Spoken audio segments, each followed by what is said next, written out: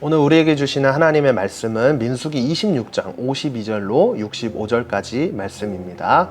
여호와께서 모세에게 말씀하셨습니다. 등록된 사람의 수에 따라 땅을 유산으로 나눠 주어라. 수가 많으면 유산을 많이 주고 수가 적으면 유산을 적게 주어라. 각기 그 등록된 수에 따라 유산을 받을 것이다. 땅은 반드시 제비를 뽑아서 나눠 주어야 한다. 또한 각자 그 조상의 지파의 이름을 따라서 유산을 받아야 한다. 수가 많든 적든 간에 각자 제비를 뽑아서 유산을 받아야 한다. 등록된 레위 사람은 가족별로 게르손에게서 난 게르손 가족과 고핫에게서 난 고핫 가족과 무라리에게서 난 무라리 가족이 있었습니다. 레위 가족은 림니 가족과 헤브론 가족과 말리 가족과 무시 가족과 고라 가족이었습니다. 고핫은 아므람을 낳았습니다. 아므람의 아내의 이름은 요게벳으로서 레위의 딸이었는데 그녀는 이집트에서 레위에게 태어났습니다. 그녀는 아므람에게 아론과 모세와 그 누이 미리암을 낳아주었습니다. 아론에게는 나답과 아비후와 엘르아살과 이다말이 태어났습니다. 그러나 나답과 아비후는 금지된 불을 여호와 앞에 들이다가 죽었습니다. 레위 사람들 가운데 태어난 지 1개월 이상인 모든 남자들은 그 수가 23,000명이었습니다. 그들은 유산을 받지 않았기 때문에 다른 이스라엘 백성들과 함께 세지 않았습니다. 이들은 모세와 제사장 엘르아살이 등록한 사람들이었습니다. 그들이 요단강의 여리고 건너편 모압 평지에서 이스라엘 자손들의 수를 세었습니다. 모세와 제사장 아론이 시내 광야에서 이스라엘 자손을 셀 때 등록된 사람들 가운데 이 안에 포함된 사람은 한 명도 없었습니다. 이는 여호와께서 그들이 광야에서 다 죽고 여분네의 아들 갈렙과 눈의 아들 여호수아 외에는 그들 가운데 아무도 살아남지 못할 것이라고 말씀하셨기 때문입니다. 아멘. 우리가 계속해서 나누고 있었듯이 이스라엘 백성들은 매우 많았죠. 그래서 하나님께서는 이스라엘 백성들이 이제 가나안 땅에 들어가서 어디서 어떻게 살아야 하는지에 관하여 이제 원칙을 세우시게 되는데요. 오늘 말씀은 이제 가나안 땅에서 지파별로 땅을 어떻게 나눠야 할지에 대해서 매우 정확하게 말씀하시는 장면을 기록하고 있습니다. 특별히 하나님께서 세우신 원칙은요, 두 가지로 정리해 볼 수 있는데요. 우선 첫 번째로 등록된 사람의 수에 따라 땅을 유산으로 나눠 주어라. 수가 많으면 유산을 많이 주고 수가 적으면 유산을 적게 주어라. 각기 그 등록된 수에 따라 유산을 받을 것이다. 지파의 수대로 땅을 나누라는 것이었어요.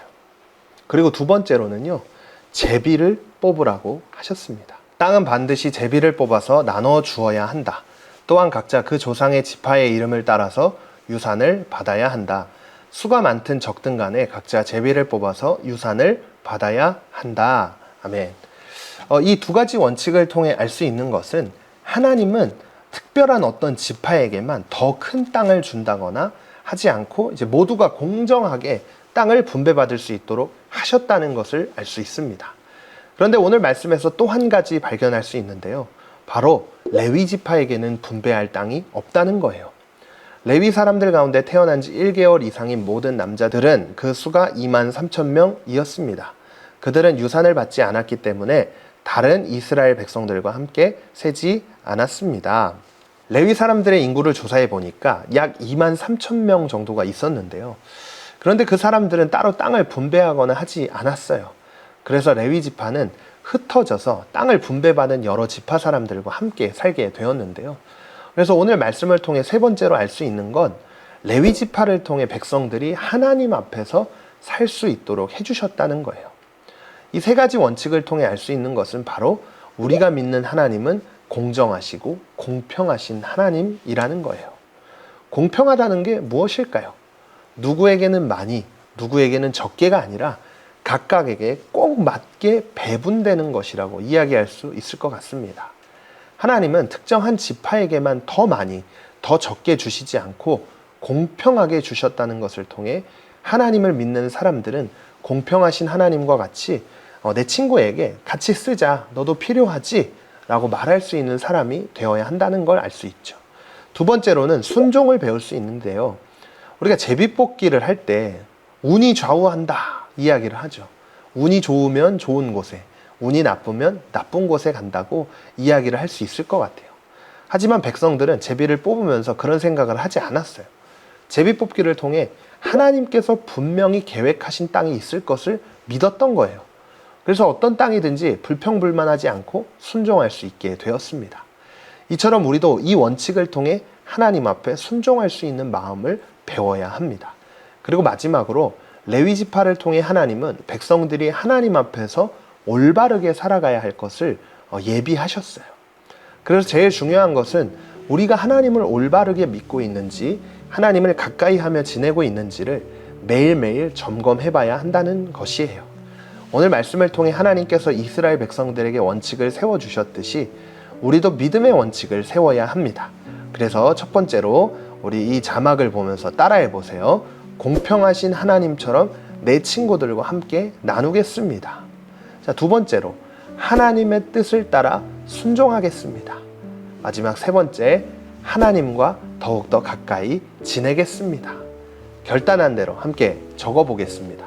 사람은 실수투성이지만 하나님은 결코 실수가 없으십니다. 의롭고 공평하신 하나님의 주권을 인정하며 순종으로 반응한 일은 무엇인가요? 두 번째, 출 이집트 1세대 중 여호수아와 갈렙만 가나안 땅에 들어가게 된 사건에서 나는 어떤 교훈을 얻었나요? 오늘도 말씀을 기억하며 함께 기도하겠습니다.